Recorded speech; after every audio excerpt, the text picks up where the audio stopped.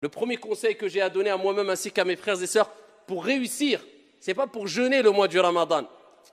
Certes, il est demandé de prier, mais prier c'est une chose. Mais est-ce que tu as réussi à prier comme il se doit?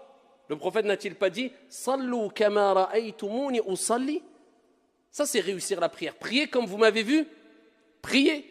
Et Allah Jalla wa Ala n'a-t-il pas dit « Qad aflaha al-mu'minun alladhina hum fi salatihim khashi'un » ont certes réussi. Il n'a pas dit ceux qui ont prié simplement. Réussi ceux qui ont eu cette humilité, cette concentration dans la prière. Donc prier c'est une chose, mais réussir la prière c'est une autre. Jeûner c'est une chose, mais réussir son jeûne c'est une autre. Faire son pèlerinage c'est une chose, mais réussir son pèlerinage c'est autre chose. Donc nous ce qui nous importe ce n'est pas que jeûner, mais c'est réussir son jeûne du mois de Ramadan. Et pour cela, eh bien, il faut prendre conscience de certaines choses essentielles pour te permettre de réussir. Et la première des choses, eh bien, nous allons rebondir sur la recommandation prophétique qui concerne la prière. Parce que vous savez que la prière, comme on ne cessera de le répéter, c'est l'acte d'adoration le plus noble, le plus grand, le plus important qu'il y a en islam. C'est la première des choses sur laquelle tu vas rendre des comptes au jour de la résurrection, le jour où le soleil sera au-dessus des têtes et que chaque être humain dira « Nafsi, nafsi, nafsi, moi, moi, moi ». Dieu t'interrogera sur la prière qui à la base était de 50 et Dieu l'a diminuée de par sa miséricorde. Et à travers l'amour qu'a eu le prophète alayhi salatu wassalam pour nous, à 5 prières. Et cela nous donne la récompense de 50 prières comme vous le savez toutes et tous. Mais ici, il faut savoir que le prophète alayhi salatu wassalam a donné des recommandations pour prier, mais pour réussir sa prière. Et parmi les plus belles des recommandations que le prophète a données, c'est quand il a dit cela à un compagnon du prophète alayhi salatu wassalam, un compagnon parmi les compagnons du prophète alayhi salatu wassalam. Il lui dit « Salli », simplement prie, non. « Salli salata muwaddi'». Voilà, comment réussir la prière. Regardez la belle recommandation. Prie, accomplis la prière de celui qui fait ses adieux.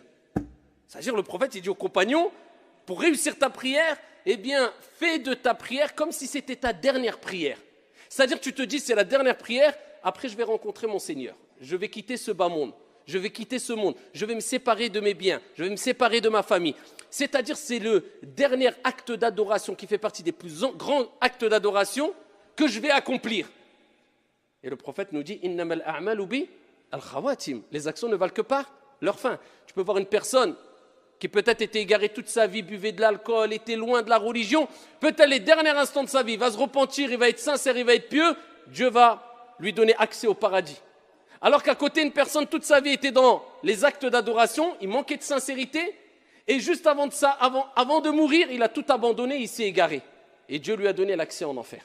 Les actions ne valent que par leur fin, la preuve qu'on doit toujours rester modeste et ne pas se précipiter à juger les autres. Celui que tu critiques peut-être demain sera meilleur que toi et toi pire que lui. Donc occupe-toi de toi, c'est déjà beaucoup. Eh bien le prophète il te dit, eh bien c'est les dernières actions. Donc toi quand tu pries tu te dis, c'est peut-être ma dernière prière. Donc la prière c'est parmi les actes d'adoration les plus importants. Donc je la fais bien, comme ça quand je rencontre mon Seigneur, peut-être je vais mourir après le Dhuhr, peut-être après l'Asr. Je fais le Maghrib, peut-être après le Maghrib je vais mourir. Bah, au moins le plus grand acte d'adoration pratique, eh bien, je l'aurais fait de la meilleure des manières. Eh bien, de même, nous te disons, ya Abdallah, ce mois de Ramadan, quand tu vas le jeûner, dis-toi, je fais le jeûne de celui qui fait ses adieux. Combien, comme vous le savez toutes et tous, ont jeûné avec nous, ne serait-ce que dans cette ville, l'année dernière, et aujourd'hui, ils sont où? Tahta turab, rahimahumullahu jami'an. Ils sont sous la terre. Ils auraient rêvé, ils auraient espéré. Wallahi wa rabbil Kaaba.